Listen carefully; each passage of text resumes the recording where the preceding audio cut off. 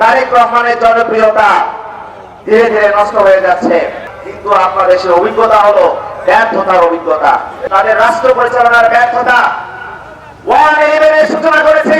তাহলে বাংলাদেশ নাকি রাজাকার হয়ে যাবে। গতকালকের একটি জরিপে দেখা গিয়েছে অভ্যুত্থান পরবর্তী 16 মাসে যে পরিমাণ সহিংসতা হয়েছে তার প্রায় 92% করেছে একটি বৃহৎ রাজনৈতিক দল। তারা মুখে শান্তির কথা বলছে, মাঠ পর্যায়ে তাদের সংঘর্ষ ব্যতীত অন্য কিছুই আমরা দেখতে পাচ্ছি না। সুতরাং যারা শান্তির কথা বলে সংঘর্ষে লিপ্ত হয়, যারা সহিংসতা ছড়িয়ে দিচ্ছে নির্বাচনকালীন সময়ে, হত্যার মাধ্যমে বাংলাদেশের মধ্যে একটি সহিংস নির্বাচনী পরিবেশ তৈরি করার চেষ্টা করছে, আগামী 12 ফেব্রুয়ারি বাংলাদেশের মানুষ তাদেরকে প্রত্যাখ্যান করবে।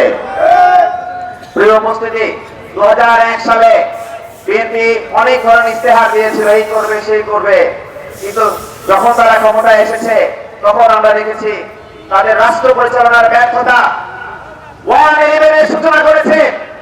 এবং এই 111 কারণে এই বাংলাদেশ 17 বছরের জন্য অন্ধকারে নিমজ্জিত হয়েছিল। বিএনপির রাষ্ট্র পরিচালনার ব্যর্থতার কারণে আমাদেরকে ফ্যাসিবাদের শাসনামলে প্রবেশ করতে হয়েছে। বাংলাদেশের মানুষের ভোটের অধিকার লুট হয়েছে। সুতরাং যারা রাষ্ট্র পরিচালনায় ব্যর্থ হয়েছে তারা যখন আমাদেরকে গল্প শোনায় যে তাদের রাষ্ট্র পরিচালনার অভিজ্ঞতা আছে, আমরা বলছি আপনাদের অভিজ্ঞতা আছে, কিন্তু আপনাদের সে অভিজ্ঞতা হলো ব্যর্থতার অভিজ্ঞতা। যারা রাষ্ট্র পরিচালনার ব্যর্থতার অভিজ্ঞতা নিয়ে আবার রাষ্ট্র পরিচালনায় আসতে চায় তাদেরকে আগামী 12 তারিখ বাংলাদেশের মানুষ প্রত্যাখ্যান করবে। বর্তমান সময়ে বিএনপি বিভিন্ন ভাবে বলছে যে 11 দলীয় ঐক্যজোটকে যদি তারা ক্ষমতায় নিয়ে আসে, জনগণ যদি ক্ষমতায় নিয়ে আসে, তাহলে বাংলাদেশ নাকি রাজাকার হয়ে যাবে, বাংলাদেশ নাকি স্বাধীনতা বিরোধী হয়ে যাবে। যারা ক্ষমতায় যাওয়ার জন্য জুলাই শহীদদের রক্তের সাথে বেইমানি করে বাংলাদেশের মানুষ তাদেরকে ক্ষমতায় দেখতে চায় না। সুতরাং আমরা যারা আওয়ামী লীগের সাথে আঘাত করে তাদেরকে ক্ষমতায় দেখতে চাই না। প্রিয় উপস্থিতি, দিনকে দিন আমরা লক্ষ্য করছি বিএনপির চেয়ারম্যান তারেক রহমানের জনপ্রিয়তা ধীরে ধীরে নষ্ট হয়ে যাচ্ছে।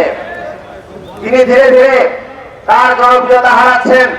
আমরা বলতে চাই বিএনপির চেয়ারপারসনের আসনে, বিএনপির সভাপতির আসনে যারাই বসেছে তারাই বাংলাদেশের মধ্যে জাতীয় নেতৃত্বে পরিণত হয়েছে, সর্বজন গ্রহণযোগ্য নেতৃত্বে পরিণত হয়েছে। কিন্তু বর্তমান সময়ে তারেক রহমান যে পরিমাণ আক্রমণাত্মক বক্তব্য দিচ্ছেন, যে পরিমাণ সহিংসতাকে উস্কে দিচ্ছেন, আমরা বলতে চাই তারেক রহমান যদি তার এই সহিংস বক্তব্য, আক্রমণাত্মক বক্তব্য যদি অব্যাহত রাখেন তাহলে কিন্তু বাংলাদেশের মানুষ তাদেরকে প্রত্যাখ্যান করবে।